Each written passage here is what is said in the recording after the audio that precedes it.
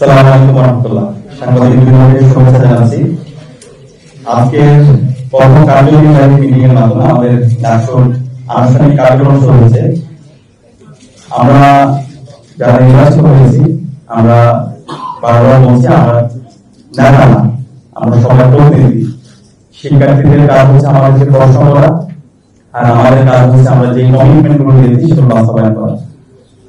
আমরা এখানে যারা আছি, আমরা কমিটমেন্ট দিচ্ছি ঢাকা বিশ্ববিদ্যালয়ের 40,000 শিক্ষার্থী, তাদের ব্যক্তিগত সমস্যা, পারিবারিক সমস্যা, তাদের একাডেমিক সমস্যা, ক্যাম্পাসের বাইরে যে কোনো সমস্যা, ক্যাম্পাসে তার একজন আপন বড় ভাই থাকলে অথবা তার ছোট ভাই থাকলে, বোন থাকলে, যেভাবে সে শেয়ার করবে তারা যেন আমাদের সাথে শেয়ার করে, এবং আমরা প্রত্যেকটা প্রবলেম আমরা ফেস করতে চাই।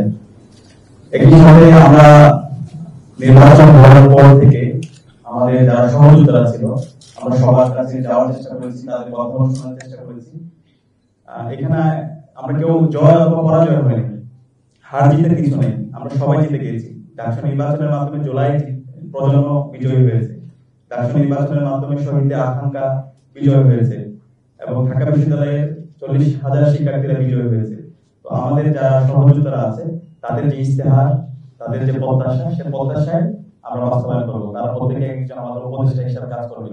আমরা একই সাথে ডাকসুর সাবেক যারা প্রতিনিধি ছিল, আমরা তাদের সাথে সাক্ষাৎ করছি, তাদের পরামর্শ নিচ্ছি।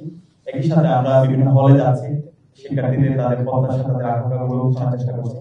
আমরা নির্বাচনের আগে যেভাবে ডোর টু ডোর গিয়েছিলাম, আমরা এখনো প্রত্যেক শিক্ষার্থীদের ডোর টু ডোর যাওয়ার চেষ্টা করবো, তাদের কথা শোনার চেষ্টা করবো। আর আমাদের সম্পাদক যারাই আছেন, তারা ইতিমধ্যে এক্সিকিউটিভ প্ল্যান নিয়েছেন।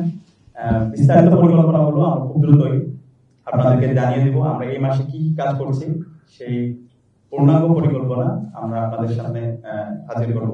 তো সব মিলিয়ে আমরা সবার কাছে দোয়া চাই, সারা দেশের মানুষের কাছে দোয়া চাই, ঢাকা বিশ্ববিদ্যালয়ের শিক্ষার্থীদের কাছে দোয়া চাই।